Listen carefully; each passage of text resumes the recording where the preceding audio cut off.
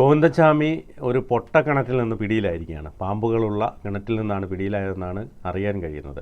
അതായത് ഗോവിന്ദച്ചാമിയെ തളാപ്പ് വെച്ചിട്ട് നാട്ടുകാർ കണ്ട് ഗോവിന്ദച്ചാമി അവരിൽ നിന്ന് രക്ഷപ്പെടാൻ വേണ്ടി ഓടി ഒരാൾ താമസമില്ലാത്ത ഒരു വീടിൻ്റെ അകത്തേക്ക് ഓടിക്കയറി.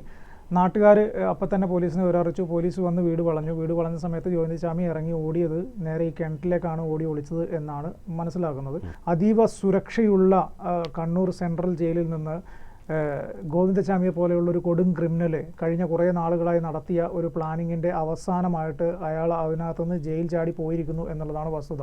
ജയിൽ ചാടി പുറത്തേക്ക് വന്ന് മണിക്കൂറുകൾക്ക് ശേഷമാണ് പോലീസ് അല്ലെങ്കിൽ ജയിൽ അധികൃതർ ഈ കാര്യം അറിഞ്ഞ് അത് പോലീസിനെ അറിയിക്കുന്നത്. രാവിലെയോടുകൂടി 6:30 മണിയോടുകൂടിയാണ് പോലീസിനെ വിവരം അറിയിക്കുന്നത്. കിണറ്റിൽ നിന്ന് ഗോവിന്ദച്ചാമിയെ പിടിച്ചു വലിച്ചു കൊണ്ടുപോയപ്പോൾ ഗോവിന്ദച്ചാമി പോലീസിൽ നിന്ന് രക്ഷപ്പെടാനുള്ളൊരു ശ്രമം നടത്തി ഒരു പോലീസുകാരൻ്റെ മുഖത്തിടിച്ചു.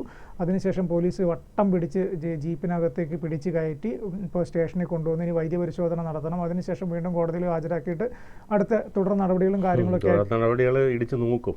അത് തന്നെ സംഭവിക്കാൻ പോകുന്നത്. കൂടുതൽ വാർത്തകളും വിശേഷങ്ങളും നിങ്ങളിലേക്ക് എത്താൻ ABC മലയാളം സബ്സ്ക്രൈബ് ചെയ്യുക, ബെൽ ബട്ടണും അമർത്തുക.